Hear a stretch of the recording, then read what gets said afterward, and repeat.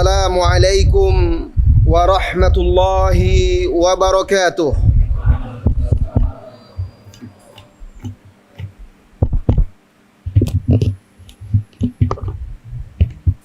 Innal hamdalillah nahmaduhu wa nasta'inuhu wa nastaghfiruh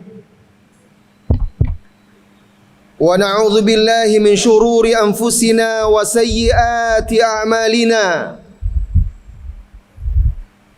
Man yahdihillahu fala mudilla lah wa man yudlil fala hadiya lah. Asyhadu an la ilaha illallah wahdahu la syarika lah wa asyhadu anna Muhammadan abduhu wa rasuluh sallallahu alaihi wa ala alihi wa ashabihi wa man tabi'ahum bi ihsanin ila yaumiddin. Amma ba'd. Saudara-saudari kaum muslimin dan muslimat yang semoga senantiasa dirahmati dan diberkahi oleh Allah Subhanahu wa taala. Marilah kita bersyukur, memuja dan memuji Allah Subhanahu wa taala bahwa Allah masih memberikan kepada kita kesempatan untuk beribadah kepadanya, kesempatan untuk memperbaiki diri, bertaubat. Apalagi beberapa hari ke depan, InsyaAllah ta'ala, jika Allah takdirkan, maka kita akan bersua dengan Syahrul Ramadan Al-Mubarak, bulan Ramadan yang penuh berkah. Maka bersyukurlah kepada Allah Subhanahu wa ta'ala. Sampai hari ini, sampai detik ini, Allah Subhanahu wa ta'ala masih beri kita kesempatan datang ke rumahnya, menegakkan solat berjamaah, lalu duduk pula di majelis ilmu. Nikmat apa lagi yang lebih besar daripada ini? Subhanallah. Kemudian salawat dan salam, jangan lupa untuk selalu diucapkan kepada Nabi kita Muhammad sallallahu alaihi wasallam setiap kali kita menyebut nama beliau atau kita mendengar nama beliau disebut. Jangan hanya diam saja, tidak cukup di dalam hati. Ucapkan salawat untuk beliau.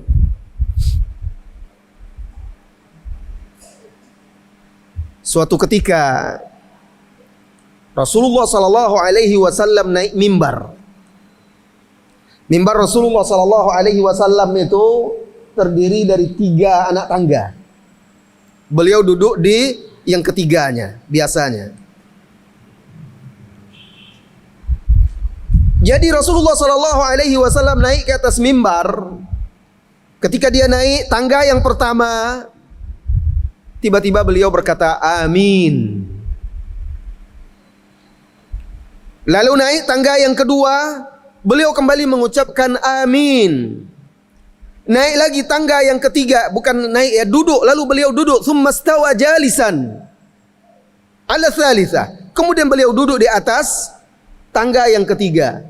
Faqala amin. Beliau juga mengucapkan amin. Maka sahabat-sahabat beliau sallallahu alaihi wasallam wa radhiyallahu anhi sahabah bertanya, "Alama ammanta ya Rasulullah sallallahu alaihi nabi?" Apa tadi yang engkau aminkan itu ya Rasulullah? Jadi nggak ada yang tahu perkara gaib, sahabat nggak tahu semuanya. Ya. Maka Rasulullah sallallahu alaihi wasallam bercerita, tadi Jibril datang kepadaku. Jibril datang kepada Nabi sallallahu alaihi wasallam. Faqal, lalu Jibril berkata, raghima anfi imri'in idza dzukirta indahu falam yusalli alaik. Celaka, merugi, sengsara, hina dan rendah. Karena raghima anf itu maksudnya seseorang itu dihinakan oleh Allah dengan cara disungkurkan hidungnya dan mukanya ke tanah. Celaka, merugi dan hina orang yang disebutkan namamu di hadapannya, di sisinya, tapi dia tidak bersolawat untukmu. Maka aku, kata Nabi SAW, mengucapkan amin. Hati-hati ketika kita mendengar nama Nabi kita Muhammad SAW atau kita menyebutnya, jangan lupa bersolawat. Ini doa dari Jibril, pemimpin para malaikat, malaikat terbaik, diaminkan oleh Sayyidu Bani Adam, Sayyidu Waladi Adam, pemimpin anak cucu Adam, makhluk terbaik, yaitu Muhammad sallallahu alaihi wasallam.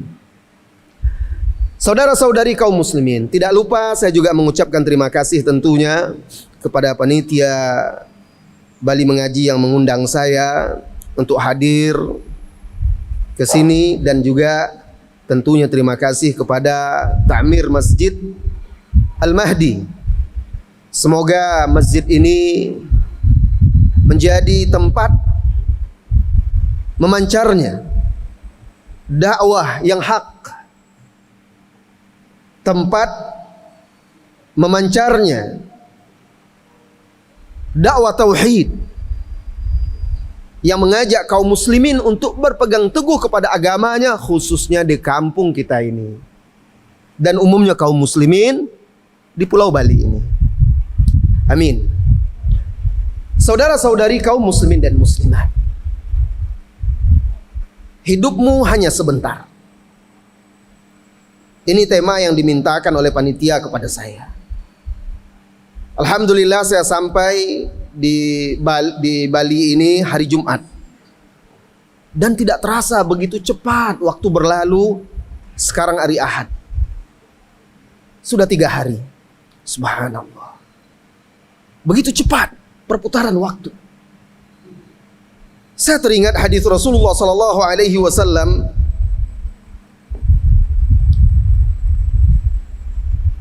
yang diriwayatkan oleh Ibnu Hibban. Nabi sallallahu alaihi wasallam bersabda, "La taqumus sa'ah hatta yataqarabuz zaman, hatta yataqarabaz zaman." Tidak akan terjadi hari kiamat sampai waktu zaman ini menjadi pendek, singkat. Yataqarab, saling berdekatan. Begitu cepat pergantian. Fatakunu sanatu kasyahr, sehingga 1 tahun itu tak ubahnya seperti 1 bulan. Subhanallah. Baru kemarin rasanya kita berpuasa Ramadan, tiba-tiba sekarang Ramadan lagi. Ya Allah, begitu cepatnya. Wa yakunu syahru kal jumu'ah, dan sebulan menjadi seperti 1 Jumat, 1 pekan. Jadi kalau dalam istilah bahasa Nabi SAW bukan 1 minggu, 1 Jumat. Karena hari yang paling mulia dan hari raya kita, hari yang agung di antara 7 hari itu adalah hari Jumat. Rasulullah SAW katakan, sebulan laksana 1 Jumat, maksudnya 1 pekan. Wa takunul jumu'atu kal yaumi, dan 1 Jumat, 1 pekan itu laksana 1 hari. Alangkah cepatnya hari berganti demi hari. Wa yakunul yaum kasa'ah, dan 1 hari tak obahnya bagaikan 1 jam. Wa takunu sa'atu kahtirakis sa'fa awil khawsah, Dan begitu cepatnya waktu. 1 jam pun itu hanya sesaat, sebentar. Tidak terasa. Dulu kita masih merasa remaja, anak muda. Tidak terasa, uban pun mulai tumbuh. Kepala mulai memutih. Begitu cepatnya waktu. Setiap hari yang kita lalui semakin mempersingkat hidup kita di dunia, semakin mendekatkan kita kepada ajal kita. Al-Hasan Al-Basri rahimahullahu ta'ala pernah berkata, "Ya ibna Adam, innama antal ayyam." Hei anak Adam, kamu ini tak lebih daripada hari-hari yang silih berganti.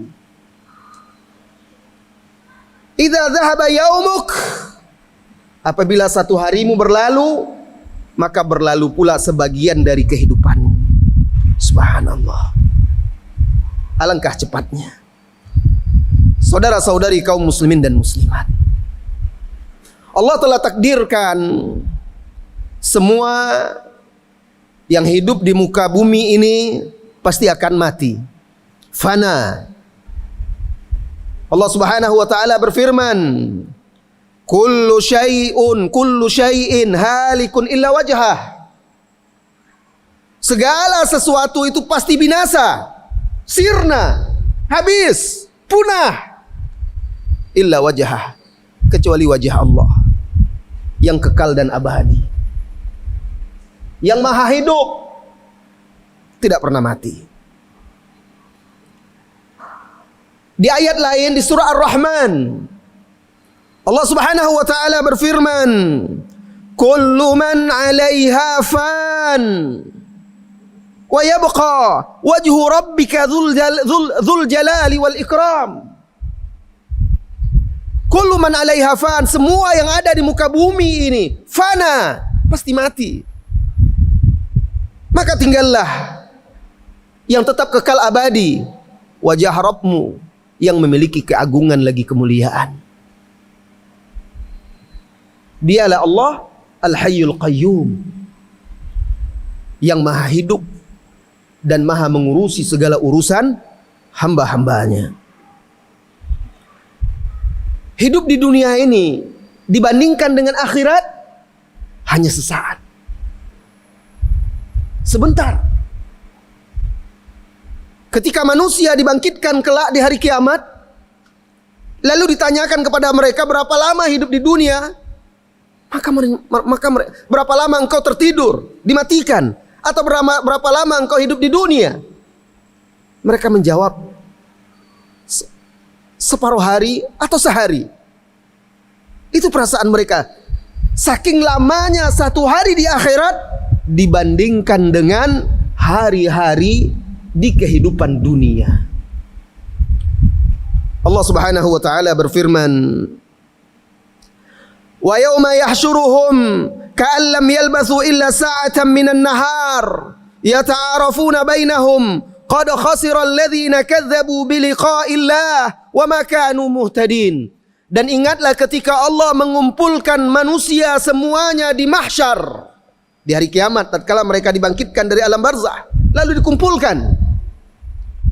Ka'allam yalbathu illa sa'atan minan nahar, seolah-olah mereka hidup di dunia atau tidak hidup di dunia melainkan hanya 1 saat di siang hari, 1 jam di siang hari. Begitu sebentarnya rasanya. Hanya sempat seolah-olah mereka saling berkenalan satu dengan yang lainnya. Setelah itu habis, sudah. Lalu diminta pertanggungjawaban di hadapan Allah Subhanahu wa taala. Maka merugi, kata Allah, orang-orang yang mendustai pertemuan dengan Allah Subhanahu wa taala. Alhamdulillah, insya Allah kita yakin, seyakin-yakinnya dengan yaumul akhir. Itu keimanan kita, karena termasuk rukun iman. Kita yakin bahwa kita pasti akan dibangkitkan dan akan dihisab, dihadapkan kepada Allah Subhanahu wa taala. Tetapi apakah keyakinan kita itu sudah tertanam di sini? Atau hanya sekedar baru hafalan-hafalan yang ada dalam memori otak kita, atau yang kita ucapkan di lisan, atau yang tersimpan dalam lembaran-lembaran buku dan catatan kita, tapi tidak sampai menghujam, mengakar di dalam ruh, di dalam hati kita. Ini masalahnya Bapak Ibu jamaah semuanya. Kalau ditanya kamu beriman dengan kematian, kamu beriman dengan alam barzah, kamu beriman dengan hari berbangkit dan hari dihisab, saya beriman. Tetapi apa buktinya? Para sahabat dahulu radhiyallahu anhum, keimanan mereka kepada hari berbangkit, hari kiamat, kepada sorga, kepada neraka, seperti keyakinan kita masing-masing berapa uang yang ada di dompet kita.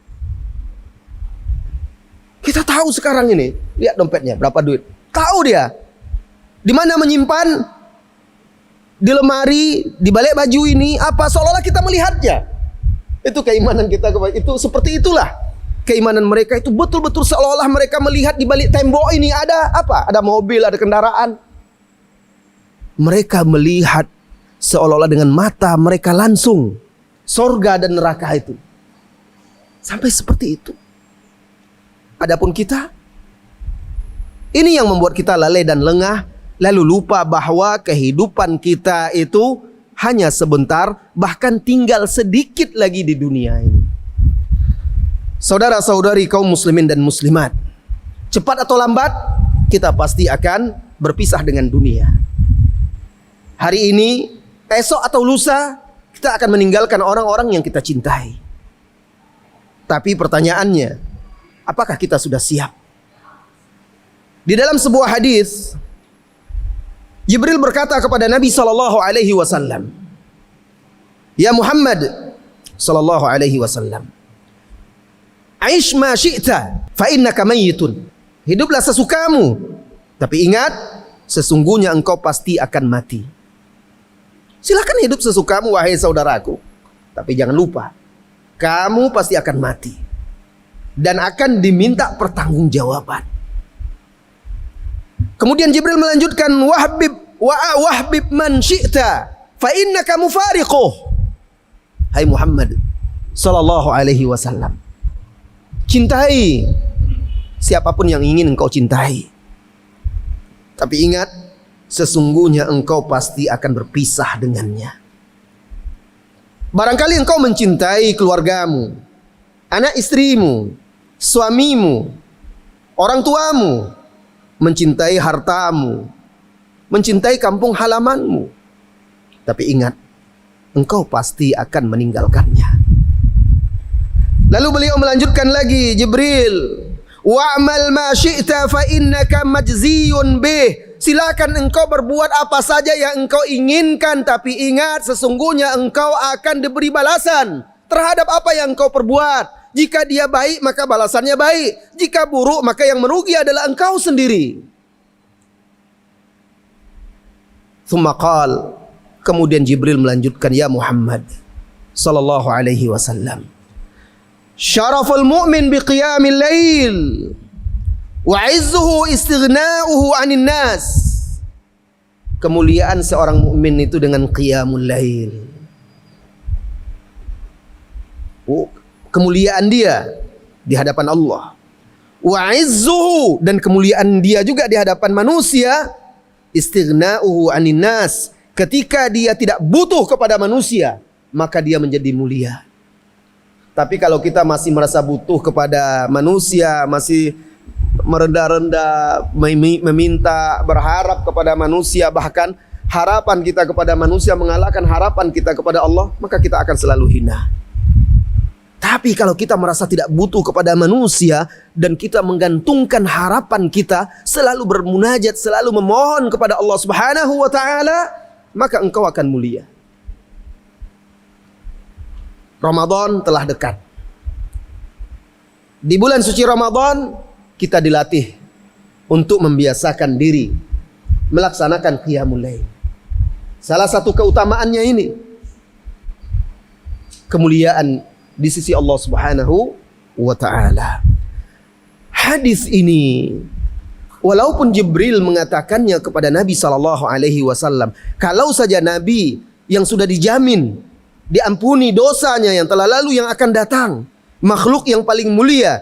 Maka Jibril mengatakan seperti itu. Hiduplah sesukamu, tapi ingat engkau pasti akan mati. Kalau seseorang ingat bahwa dia akan mati, pasti dia akan baik-baik hidup ini. Dia akan jaga dirinya. Dia khawatir nanti mati dalam keadaan tidak baik. Cintai orang, cintai sesuatu, cintai apa yang engkau inginkan, apa yang engkau sukai, silahkan. Tapi ingat engkau akan berpisah dengannya. Maka kalau kita tahu akan berpisah dengan sesuatu yang kita cintai, maka kita tidak akan mencintainya berlebih-lebihan. Karena mencintai makhluk berlebih-lebihan itu akan menyengsarakan kita. Tidak boleh mencintai makhluk seperti mencintai Allah Subhanahu wa taala, apalagi lebih. Mencintai makhluk seperti mencintai Allah Subhanahu wa taala bisa syirik, apalagi kalau lebih. Allah Subhanahu wa taala berfirman di dalam surah Al-Baqarah di juz 2. Wa minan nasi man yattakhidhu min dunillahi andada yuhibbunahum ka hubbillah. Di antara manusia itu ada yang mencintai, ada yang menjadikan atau mengambil tandingan-tandingan, andada. Wa minan nasi man yattakhidhu min dunillah. Ada manusia-manusia itu yang menjadikan selain Allah sebagai tandingan-tandingan bagi Allah. Yuhibbunahum ka hubbillah. Mereka mencintai tandingan, sekutu-sekutu itu seperti mereka mencintai Allah. Itu dia. Ayat ini perhatikan. Ayat yang pertama kita baca, wa minan nasi man yattakhidhu min dunillahi andada yuhibbunahum ka hubbillah. Allah jelaskan bahwa ada manusia-manusia yang membuat sekutu-sekutu bagi Allah, tandingan-tandingan, berarti syirik. Mereka mencintai tandingan-tandingan itu, makhluk-makhluk yang mereka cintai itu seperti mencintai Allah. Nggak boleh. Lantas bagaimana? Walladzina amanu. Yang benar itu seperti yang dilakukan oleh orang-orang yang beriman, orang-orang yang bertauhid. Asyaddu hubban lillah. Mereka lebih mencintai Allah dari apapun. Ini dia. Makanya tadi Jibril katakan kepada Nabi SAW, ya Muhammad, ahbib man syi'ta fa innaka mufariquh. Hai Muhammad SAW, silakan kau cintai siapapun, tapi jangan berlebih-lebihan. Kenapa? Karena engkau juga akan meninggalkannya. Akhirnya engkau akan menghadap kepada Allah Subhanahu wa taala. Saudara-saudari kaum muslimin dan muslimat yang semoga senantiasa dirahmati dan diberkahi oleh Allah Subhanahu wa taala. Di hari kiamat Allah tanyakan kepada manusia,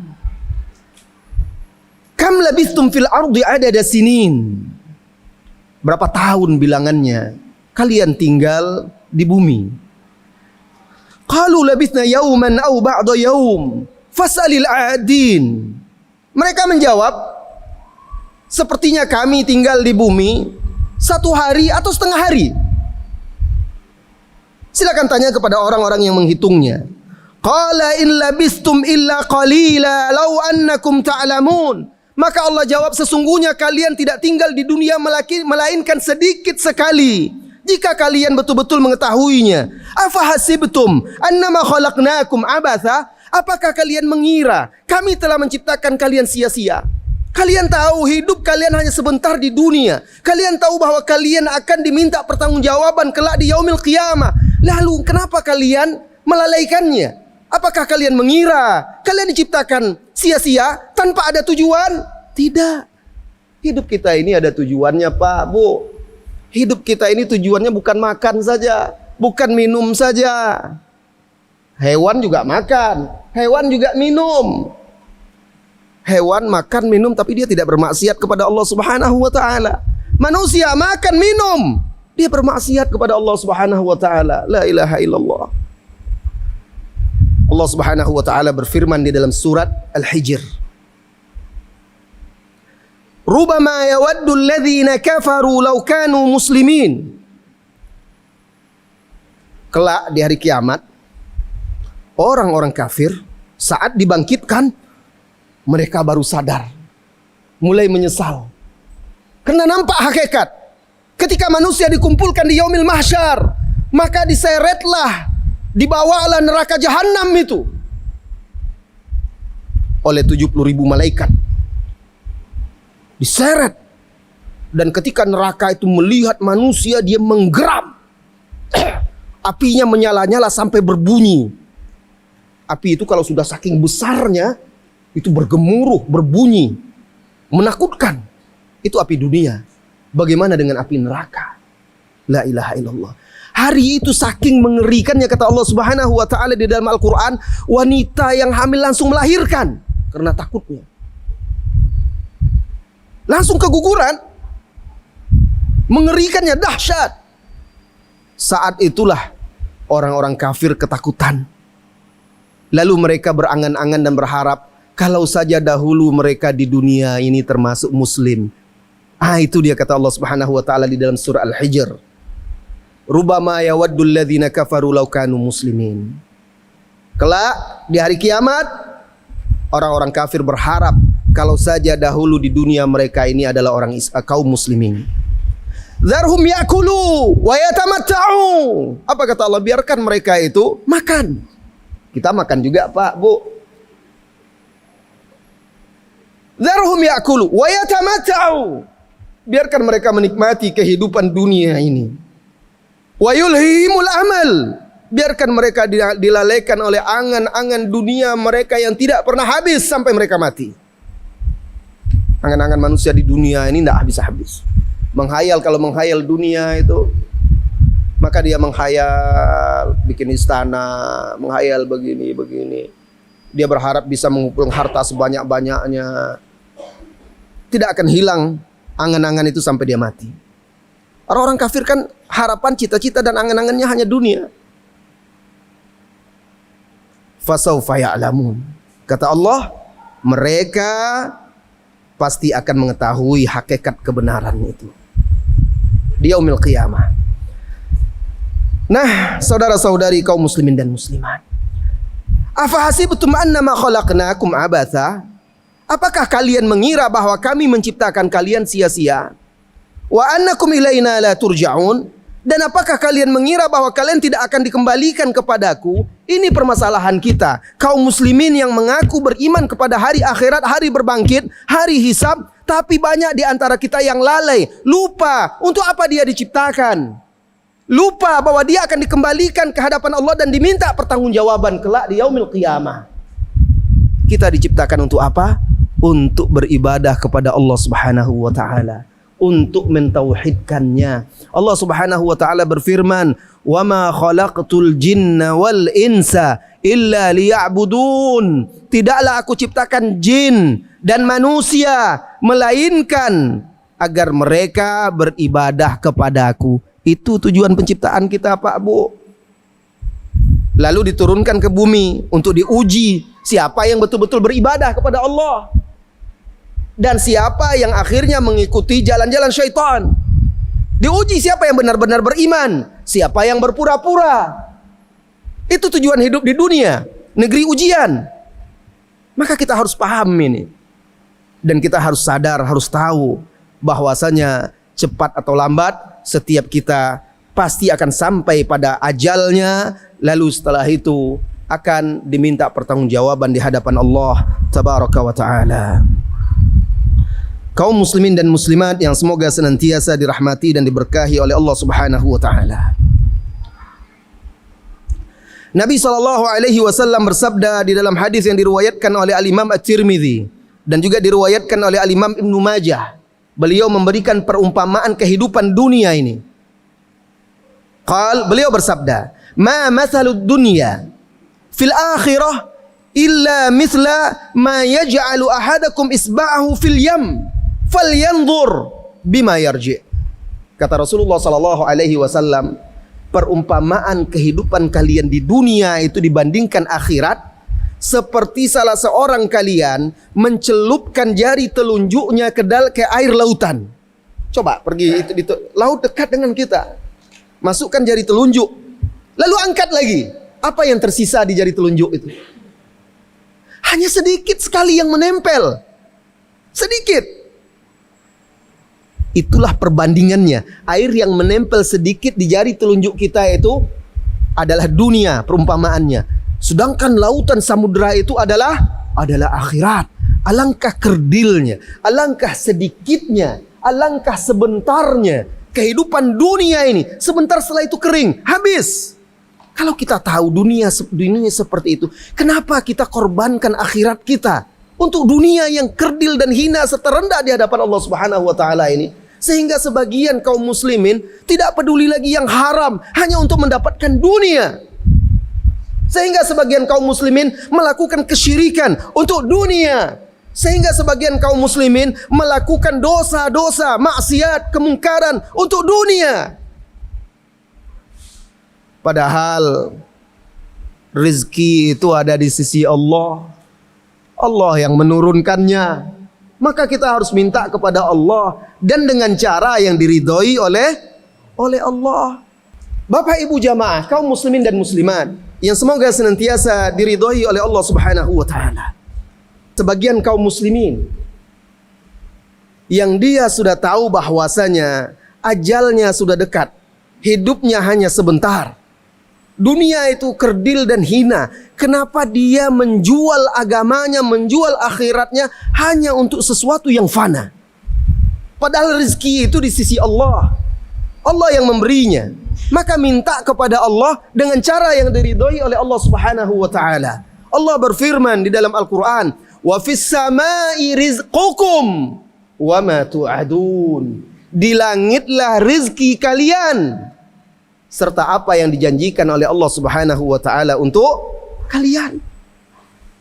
Tapi Ustaz, ada orang itu dia tidak beriman kepada Allah. Dia melakukan yang haram, mencari dengan hartanya dengan cara yang haram, tapi kaya raya juga, banyak juga duitnya. Bagaimana itu? Saudaraku, saudariku, rezeki bukan hanya sebatas harta. Banyak dari kita memahami rezeki hanya harta, sehingga akhirnya dia lupa harta bukan itu saja yang mendatangkan bahagia. Dia hanyalah sebagian dari kebahagiaan, dan itu pun ada syaratnya. Saudara-saudari kaum muslimin dan muslimat, ketika engkau melihat seorang yang jauh dari Allah, jauh dari agama, melakukan dosa dan maksiat, tapi rezeki mengalir kepada dia, maka itulah yang namanya istidraj. Istidraj itu makar Allah kepada hambanya yang Allah ingin hukum dia dengan kelalaian dan kelengahannya. Lalu Allah berikan harta dunia sehingga dia semakin lalai, semakin jauh dari Allah, sampai akhirnya suatu ketika langsung Allah hukum. Ini yang paling menakutkan. Ada azab yang lebih besar lagi di dunia sebelum akhirat. Apa? Azab Allah jadikan seseorang itu lupa. Azab yang Allah jadikan berupa seseorang itu lalai bahwa hatinya sedang sakit. Dia tidak sadar kalau dia itu tersesat. Ini yang lebih berbahaya lagi. Kalau seseorang khilaf, dia tergelincir berbuat dosa, sadar dia, maka dia segera bertaubat. Tapi kalau hati sudah tertutup, maka sulit bagi dia untuk kembali ke jalan yang benar. Ini yang lebih berbahaya sebagaimana dituturkan oleh Ibnul Jauzi di dalam kitab Saidul Khatir. Hukuman di dunia ini yang paling berat itu ketika Allah jadikan seseorang itu lupa dan tidak sadar kalau hatinya sedang sakit. Lalu akhirnya hati itu dikunci oleh Allah Subhanahu wa taala. Na'udzubillah. Saudara-saudari kaum muslimin dan muslimat yang semoga senantiasa dirahmati dan diberkahi oleh Allah Subhanahu wa taala. Rasulullah sallallahu alaihi wasallam suatu ketika sedang berjalan bersama seorang pemuda. Lalu Rasulullah sallallahu alaihi wasallam bersabda kepada dia, "Dengar wahai anak muda yang mengira hidupmu masih panjang. Karena banyak anak muda lalai dan lengah. Dia merasa masa mudanya akan kekal dan abadi. Dia mengira anak muda itu tidak akan mati." Ini nasihat Rasulullah sallallahu alaihi wasallam langsung kepada seorang anak muda. Aish fid dunya ka'annaka gharib au abirus sabil. Hiduplah engkau di dunia ka'annaka gharib. Hiduplah engkau di dunia seolah-olah engkau ini berada di negeri asing, bukan di kampung halamanmu. Kalau seseorang merantau misalnya, dia merantau ke suatu negeri untuk mencari nafkah, bekerja, mencari penghidupan di sana. Dia bukan orang situ, orang asing di situ. Maka dia merasa tidak akan nyaman betah berlama-lama di sana. Dia tetap akan berniat, saya akan kembali ke kampung halaman saya. Suatu saat saya kumpulkan dahulu bekal yang cukup. Setelah cukup, nanti saya akan kembali ke kampung halaman saya. Begitu kita hidup di dunia ini, seperti orang asing. Bahwa kita, dunia ini bukan kampung halaman kita. Kita akan kembali ke akhirat. Di sanalah Darul Qarar, negeri yang kekal, tempat menetap yang abadi. Kalau orang tahu bahwa dia hanya sementara di dunia, merantau, sedang berusaha mencari bekal untuk akhirat, maka dia akan berusaha mencari bekal sebanyak-banyaknya. Kemudian orang di negeri rantau, karena dia di situ orang asing, dianggap aneh oleh orang-orang lain karena berbeda dari dia. Oh, ini orang mana ini? Kulitnya tidak sama, wajahnya tidak serupa, bahasanya berbeda dari kita, dianggap aneh dan asing. Begitu juga seorang mukmin di dunia ini, dia akan diuji. Kalau dia berpegang teguh dengan agama, betul-betul kokoh dengan keimanannya, kadang-kadang dia dianggap aneh dan asing oleh manusia. Kadang-kadang dia dikucilkan, kadang-kadang dia berjumpa dengan teman-teman yang sama dan banyak. Di waktu yang lain, dia diuji lagi dengan tantangan-tantangan, gangguan-gangguan orang yang tidak suka kepada dia dan agamanya. Seperti itu. Untuk apa? Untuk diuji. Siapa yang betul-betul beriman? Allah Subhanahu wa taala berfirman di dalam surah Al-Ankabut. Siapa yang ingat dapat hadiah.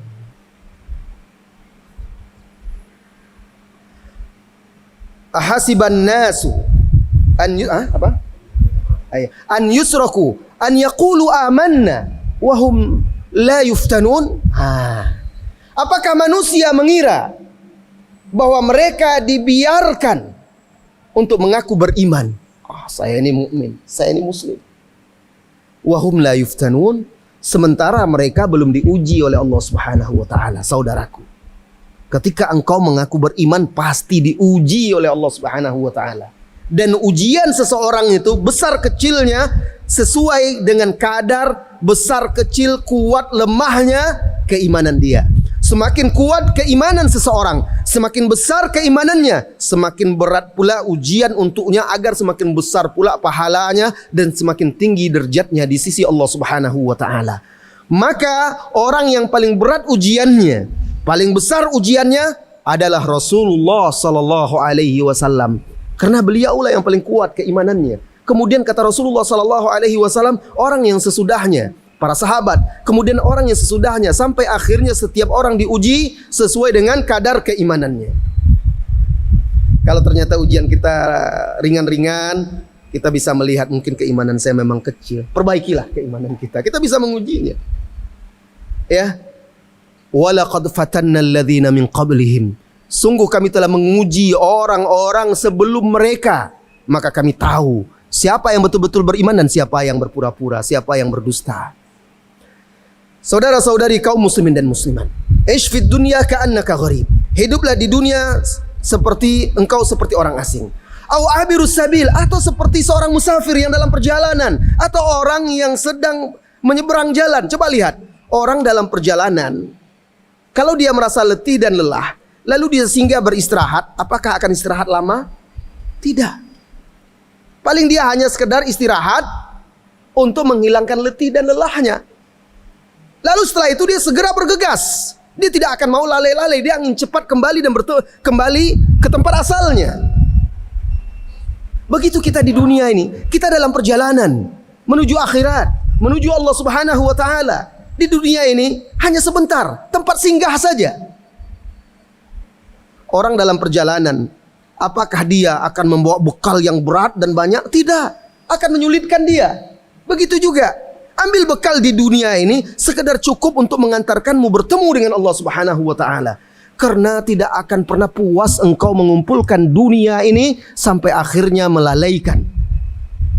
Manusia itu tidak akan pernah puas, walaupun perutnya diisi dengan emas dan perak, sampai akhirnya ditanam di dalam tanah, mati, baru hilang hasrat untuk dunia itu. Saudara-saudari kaum muslimin dan muslimat, ketika seseorang dalam perjalanan, maka dia pasti akan berhati-hati. Karena barangkali akan ada bahaya di jalan yang menghadangnya. Begitu juga kita dalam perjalanan menuju akhirat itu. Ada syaitan, ada hawa nafsu, ada manusia-manusia yang mengikuti syaitan yang akan menggoda kita. Rasulullah SAW pernah memberi perumpamaan tentang Islam ini seperti sebuah jembatan. Lalu di kiri kanan jembatan itu ada pagar, ada pintu-pintu gerbang. Di setiap gerbang itu ada tirai-tirai yang tersingkap. Di pangkal jembatan itu, di awal jembatan itu, ada seorang dai yang berkata, wahai orang-orang yang beriman, wahai manusia, ayo mari masuk, lewatlah ke dalam jembatan ini. Dipanggilnya. Jembatan itu, itulah dia Islam. Dan ini dia Al-Quran atau dai. Ini dai yang menyeru kepada jalan Allah Subhanahu wa taala. Masuklah manusia ke jembatan itu. Lalu terlihat di kiri dan di kanan tirai yang menutupi pintu-pintu itu tersingkap, sehingga mereka tergoda untuk membukanya.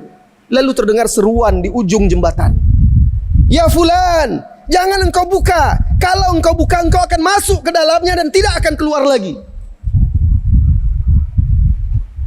Itu adalah Al-Quran. Sementara tirai-tirai tersebut adalah maharimullah, perkara-perkara yang diharamkan oleh Allah Subhanahu wa taala, perkara-perkara yang menyesatkan, syubhat-syubhat yang menyimpangkan, syahwat-syahwat yang menjerumuskan, yang menggoda manusia. Kalau sekali mereka menyingkap, masuk, sulit mereka untuk kembali lagi ke jembatan. Maka dipanggil oleh Al-Quran itu, wahai manusia, jangan kalian buka. Kalau kalian buka, maka kalian akan masuk ke dalamnya, akan terjerumus dalam perkara yang haram.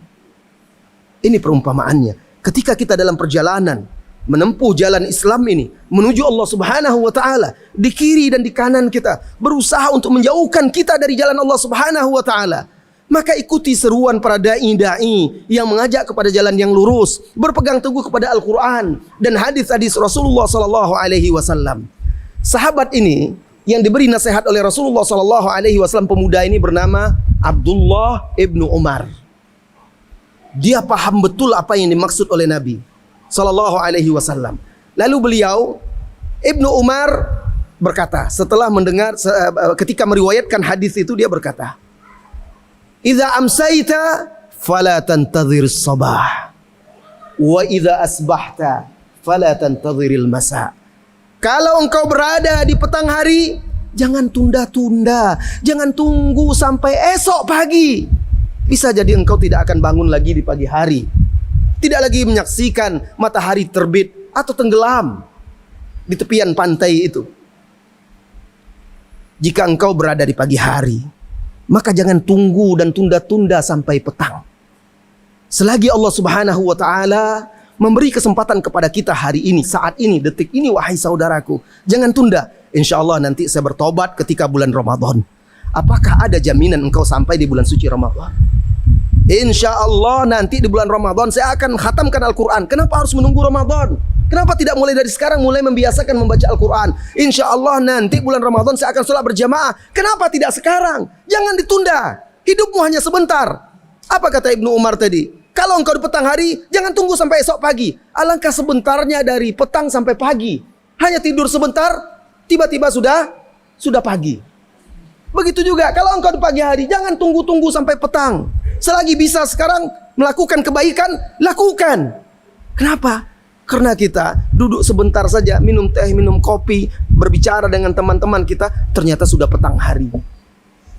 Lalu, bagaimana kita mengisi hari-hari kita?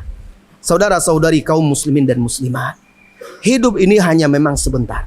Tetapi orang-orang yang beruntung, orang-orang yang benar-benar memanfaatkan waktunya untuk berilmu, untuk beramal ilmu yang benar, kemudian mengamalkan ilmunya, beriman kepada Allah, beramal soleh, lalu dia berdakwah, mengajarkan, mengajak kepada keimanan dan ilmu yang sudah dia amalkan itu, lalu dia bersabar di atas itu semua. Wal 'asr, innal insana lafi khusr illa alladhina amanu wa 'amilus shalihat wa tawasaw bil haqq wa tawasaw bis sabr.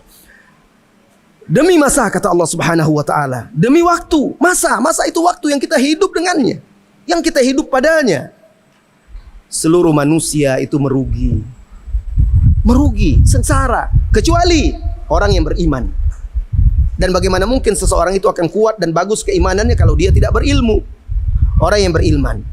Kemudian kata Allah, illal ladzina amanu wa 'amilus shalihat.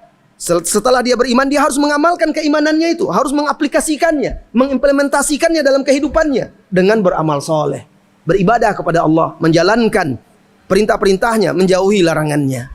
Setelah itu, wa tawasaw bil haqq, saling berwasiat dengan kebenaran, maksudnya berdakwah, mengajarkan, mengajak kepada iman dan amal soleh tadi.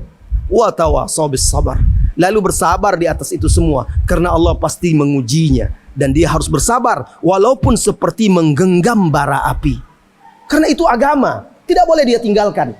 Itulah keberuntungannya di dunia dan di akhirat. Mudah-mudahan tausiah kajian kita yang sebentar ini bisa bermanfaat bagi kita semuanya. Masih ada sekitar 10 menit menjelang jam 8. Tadi katanya jam 8 baru kita sholat. Silahkan kalau ada pertanyaan. Yang mau bertanya boleh, silahkan. Ibu-ibu karena jauh mungkin suara tidak terdengar, tulis saja pertanyaannya, nanti ajukan ke panitia atau minta tolong kepada panitia, nanti ya dikumpulkan dan diajukan ke depan. Adapun bapak di sini, jamaah yang laki-laki, ikhwan, boleh bertanya langsung, silahkan. Bismillahirrahmanirrahim. Assalamualaikum warahmatullahi wabarakatuh. Waalaikumsalam warahmatullahi wabarakatuh. Banyak memberikan pencerahan pada jamaah kami. Ada beberapa hal yang ingin saya tanyakan. Apa kiat-kiat kita supaya kita tetap istiqomah di dalam kebaikan? Karena begini Ustaz, kita sering melihat di awal-awal dia punya niat yang sangat baik, tegak berdiri di jalan Allah. Tapi di tengah perjalanan sering kita lihat jadi miring ke kanan, miring ke kiri dan lain-lain. Nah, pertanyaan saya, apa kiat-kiatnya supaya tetap istiqomah di jalan Allah? Terima kasih. Assalamualaikum warahmatullahi wabarakatuh. Nama saya Muhammad Saifullah. Pertanyaan yang bagus sekali dari Bapak kita, Bapak Ketua ya, Pak Saifullah, Pak Muhammad Saifullah, tentang kiat-kiat agar kita istiqomah. Kadang kita sudah berniat, sudah bertekad, bahkan ada sebagian orang yang awalnya dia kokoh dan kuat, tiba-tiba bisa saja miring, condong. Dan kadang ada juga yang akhirnya berguguran di tengah jalan. Ada yang berpaling ke belakang, waliyadzubillah. Lalu apa kiat kita biar tetap teguh di atas agama ini? Saudara-saudari kaum muslimin dan muslimat, yang pertama yaitu berdoa meminta kepada Allah diberi keteguhan. Kenapa? Karena hati kita ini Allah yang menguasainya, Allah yang membolak-baliknya. Maka minta seperti doa Rasulullah sallallahu alaihi wasallam, Allahumma ya muqallibal qulub, ya Allah yang maha membolak-balikkan hati manusia, tsabbit qalbi ala dinik, teguhkanlah, kokohkanlah hatiku di atas agamamu. Minta kepada Allah. Wa ya musarrifal qulub, wahai Allah yang maha memalingkan hati manusia, sarrif qalbi ila ta'atik, palingkan hatiku kepada ketaatan kepadamu. Sering membaca doa itu. Nabi saja sallallahu alaihi wasallam, yang Nabi, Rasul, dapat wahyu, beliau saja berdoa dengan doa itu. Minta keteguhan. Apalagi kita ini yang banyak dosa, bahkan gudangnya dosa. yang lemah imannya. Kalau bukan karena Allah Subhanahu wa taala, maka tidak mungkin kita beriman. Tidak mungkin kita bisa mendapat hidayah dan petunjuk. Maka minta kepada Allah. Kemudian juga jangan lupa, masih doa ya. Jangan lupa doa, mengamalkan doa yang diajarkan oleh Rasulullah sallallahu alaihi wasallam kepada Muadz bin Jabal radhiyallahu anhu. Rasulullah sallallahu alaihi wasallam mewasiatkan Muadz bin Jabal, juga seorang anak muda. Rasulullah sallallahu alaihi wasallam luar biasa, sangat dekat dengan anak-anak muda dan juga tentunya orang-orang tua. Tapi rata-rata yang bersama Rasulullah sallallahu alaihi wasallam itu anak-anak muda. Yang tua mungkin Abu Bakar radhiyallahu anhu dan ada beberapa orang. Jadi Rasulullah sallallahu alaihi wasallam berwasiat kepada Muadz bin Jabal, "Hai Muadz bin Jabal, janganlah engkau tinggalkan setiap di penghujung solatmu," atau sebagian ulama memahami setelah selesai solat. Rasulullah sallallahu alaihi wasallam bersabda waktu itu, "An la tada'a," jangan engkau tinggalkan, "fi duburi kulli salah," di penghujung setiap solatmu, "an taqula," engkau mengucapkan, "Allahumma a'inni ala dzikrika wa syukrika wa husni ibadatika," 3 kali. Ya Allah, bantulah aku untuk mengingatmu. A'inni ala dzikrik wa syukrika, bantulah aku untuk selalu bersyukur kepadamu. Wa husni ibadatik, bantulah aku untuk memperbaiki, menyempurnakan ibadahku kepadamu. Jadi kita harus selalu berdoa meminta kepada Allah. Ini yang pertama. Yang kedua, wahai saudara-saudariku, selalu berusaha untuk mengikhlaskan hati kita. Buang, campakkan harapan-harapan pada makhluk, keinginan untuk dipuji, keinginan untuk menjadi terkenal, keinginan untuk mendapatkan keuntungan duniawi dari ibadah kita, dari agama kita. Karena hanya orang-orang yang ikhlaslah yang bisa istiqomah. Orang-orang yang mengharapkan sanjungan pujian, kedudukan di hadapan manusia, hanya sebentar saja dia akan berubah jika dia tidak mendapatkan apa yang dia inginkan. Nabi Yusuf alaihissalam, seorang pemuda, digoda oleh wanita yang cantik, seksi, tuan dia lagi. Tuan dia waktu itu posisinya sebagai budak, pemuda. Bagaimana geloranya seorang pemuda, paling tampan lagi. Saking tampannya di masa itu ya, di antara nabi di masa itu tentu Nabi Muhammad SAW lebih tampan. Saking tampannya Nabi Yusuf itu, kan ada di dalam surat Yusuf itu, baca bu ya. Saking tampannya sampai-sampai wanita-wanita itu ketika Nabi Yusuf lewat alaihissalam, mereka sedang memotong buah, tidak sadar mengiris tangannya. Begitu gantengnya, tampannya Nabi Yusuf alaihissalam, sehingga majikannya, tuannya yang sudah punya suaminya punya pangkat gubernur waktu itu di Mesir, Aziz Mesir. Aziz itu gelar. Ketika itu memimpin Mesir dia. Tergoda kepada Yusuf alaihissalam yang muda ini. Di suatu hari dikuncinya pintu, dikuncinya jendela ketika suaminya nggak ada. Tinggal dia dengan Nabi Yusuf alaihissalam. Bersoleh dia, berhias dia. Diajaknya Nabi Yusuf alaihissalam untuk berbuat dosa, untuk serong. Ma'adzallah. Nabi Yusuf berlindung kepada Allah Subhanahu wa taala. Lalu Allah selamatkan dia. Dan di dalam surat Yusuf itu Allah jelaskan kenapa dia diselamatkan. Wa innahu laminal mukhlasin. Dan sesungguhnya dia termasuk hamba-hamba kami yang ikhlas. Karena dia ikhlas, makanya diselamatkan oleh Allah Subhanahu wa taala. Istiqomah dia tidak tergoda dia dengan wanita ini. Padahal kesempatan ada. Kemudian posisi dia waktu itu, dia hanyalah seorang budak. Dan pemuda pula di puncak kepemudaan, gagah, perkasa. Apalagi yang kurang? Tetapi karena di hatinya selalu ada Allah Subhanahu wa taala, maka Allah jauhkan dia. Jadi harus ikhlas. Dan ikhlas itu yang paling berat. Dahulu salah seorang ulama kita, Ada yang mengatakan yang paling berat di dunia ini, dalam kehidupan ini, adalah ikhlas. Entah berapa kali aku mencampakkan riya dari hatiku, maka dia tumbuh lagi dalam bentuk yang lain. Lawan dari ikhlas adalah riya. Berusaha dia campakkan, tapi tumbuh lagi dalam bentuk yang lain. Itu ulama yang mengatakan. Bagaimana dengan kita? Jadi berusaha untuk ikhlas. Yang ketiga, amalkan ilmu yang sudah kita pelajari. Itu juga kiat untuk istiqamah.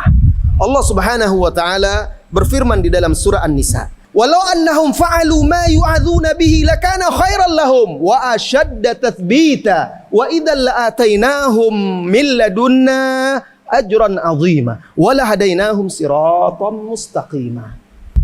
Walau annahum fa'alu, dan kalaulah bahwasanya mereka mengamalkan, mengerjakan ma yu'adzuna bihi, apa yang diajarkan, apa yang diwejangkan, apa yang dipetuahkan, apa yang dinasehatkan kepada mereka, ma yu'adzuna bihi lakana khairal lahum, niscaya itu lebih baik bagi mereka. Kalau mereka amalkan yang diajarkan kepada mereka, kebenaran-kebenaran yang diajarkan kepada mereka, niscaya itu lebih baik bagi mereka. Wa asyadda tathbita, dan lebih meneguhkan mereka. Asyad, kuat. Lebih, tathbit, meneguhkan, mengokohkan. Jadi supaya kita itu teguh di atas agama, istiqomah, amalkan ilmu yang sudah kita pelajari. Wa idzal la'atainahum min ladunna ajran 'azima. Selain Allah berikan keteguhan, juga Allah berikan pahala yang besar dari sisinya. Wala hadainahum siratan mustaqima. Bahkan kata Allah Subhanahu wa taala, pasti kami akan bimbing dia kepada jalan yang lurus. Itu janji Allah di Al-Qur'an. Harus yakin kita. Kalau mau kita mendapatkan kebaikan, kalau mau kita menjadi lebih istiqamah, kalau mau kita selalu diberi petunjuk, bimbingan dari Allah, amalkan ilmu yang kita pelajari. Karena sudah jam 8 lewat ya. Itu saja dulu kiat-kiatnya, yang mudah-mudah saja dulu ya.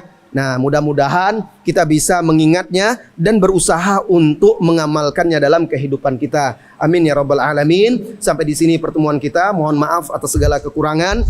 Sampai bertemu lagi di lain waktu. Jika tidak di dunia, mudah-mudahan Allah Subhanahu wa taala mengumpulkan kita semua di sorganya bersama Rasulullah sallallahu alaihi wasallam. Amin. Wa sallallahu wasallam ala nabiyyina Muhammadin walhamdulillahi rabbil alamin. Assalamualaikum warahmatullahi wabarakatuh.